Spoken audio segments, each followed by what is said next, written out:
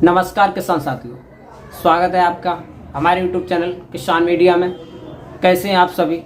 आशा करते बढ़िया होंगे, अच्छे होंगे, मस्त होंगे।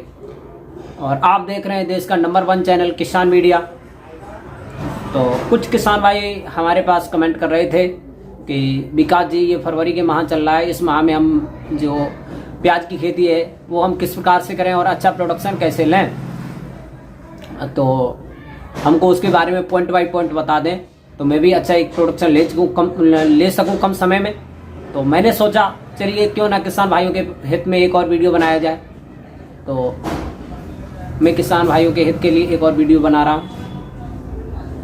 तो आज हम बताएंगे आपको प्याज की खेती के बारे में पॉइंट बाय पॉइंट, और बने रहे हमारे यूट्यूब चैनल किसान मीडिया में। और जो किसान भाई हैं नए हैं वो हमारे यूट्यूब चैनल किसान मीडिया को सब्सक्राइब करें और बेल आइकन की घंटी दबाएं ताकि सबसे पहले सबसे तेज हमारा नोटिफिकेशन आपके पास तक पहुंच सके। तो चलिए करते हैं वीडियो को स्टार्ट। तो किसान साथियों, प्याज की फसल के लिए सबसे पहले हम उच्चतम जल निकास वाली भूमि का चयन करेंगे, क्योंकि प्याज की फसल में जल भराव वाली भूमि बिल्कुल ही पसंद नहीं होती है। तो इसके लिए हम 6.5 से लेके 7.5 तक पीएच मानने वाली भूमि सर्वोत्तम रहती है, अच्छी रहती है, और इस प्रकार की भूमि में हम अच्छी तरीक़ा से प्याज की खेती कर सकते हैं किसान साथियों। फिर उसके बाद में किसान साथियों एक जुताई जो है हम गर्मी के ऋतु में इसमें ज़रूर ही कर देंगे, क्योंकि इससे हमारे खेत में जो नीचे की जो हवस होती है वो निकल जाती है और अच्छे से खेत की जुताई हो जाती है, तो ढेले भी फूट जाते हैं। फिर उसके बाद में किसान साथियों हम 1 एकड़ में लगभग में 5 टन वर्मी कंपोजिट सड़ी हुई गोबर की खाद मिला देंगे, और इसको मिला करके किसान साथियों हम खेत में पलेवा कर देंगे। और किसान साथियों वर्मी कंपोजिट से हमारे खेत में बहुत ही अधिक फ़ायदा मिलता है, और ये सालों साल तक पूरी साल तक हमारे खेत में अच्छी ग्रोथ, फसल में अच्छा प्रोडक्शन देने के लिए फ़ायदा होती है। फिर उसके बाद में किसान साथियों वर्मी कंपोजिट का छिड़काव करके और पलेवा करके हम खेत में एक बहुत ही ज़्यादा गहरी जुताई करवा करके खेत में पाटा लगा करके खेत को भुरभुरा बना करके हम उसको छोड़ देंगे। और फिर उसके बाद में किसान साथियों हम लोग क्या करेंगे, एक बहुत ही अच्छी प्रोडक्शन देने वाली हाइब्रिड किस्म का चयन करेंगे। जैसे ये नासिक लाल हो गया N43, ये जो रेड किस्म की जो वैरायटियाँ हैं इनका हाईएस्ट क्वालिटी, हाई यील्ड और फार्मर्स प्राइड होता है।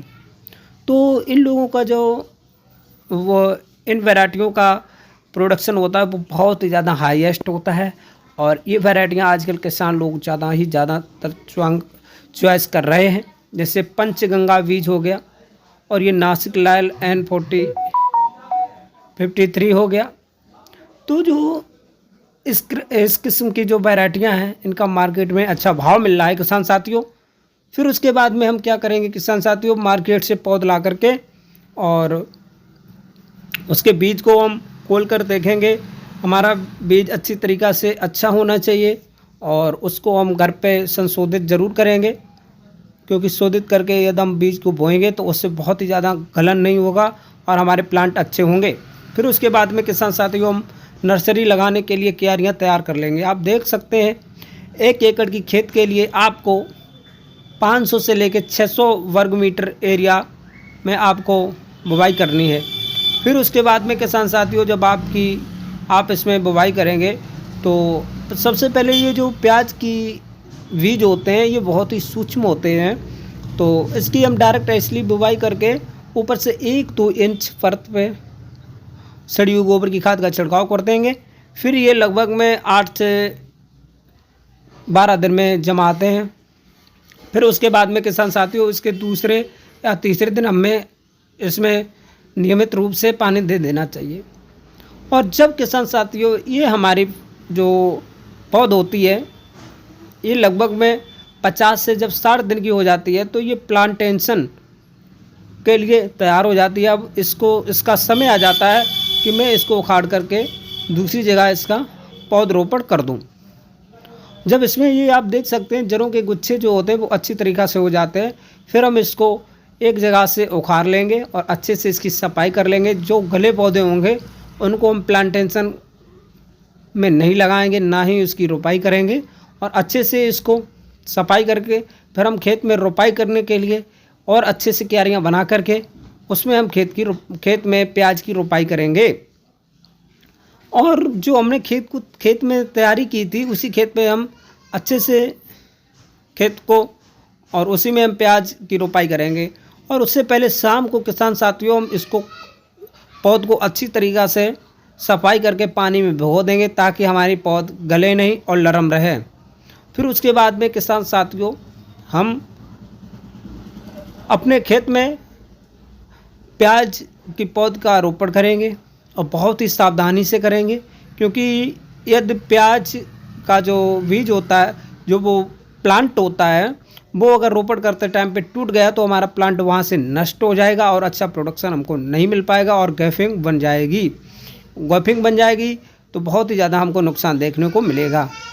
और किसान साथियों आप रोपण के सेकंड डे उसमें पानी ज़रूर लगा दें, क्योंकि पानी का इस फसल में बहुत ही ज़्यादा अहम रोल होता है।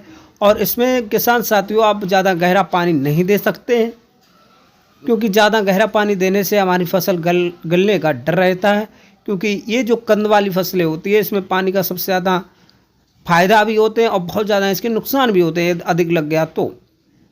फिर उसके बाद में किसान साथियों हम टाइम के अनुसार पहला पानी जो होगा किसान साथियों हम 1 से 2 दिन में दे देंगे रोपण के बाद में।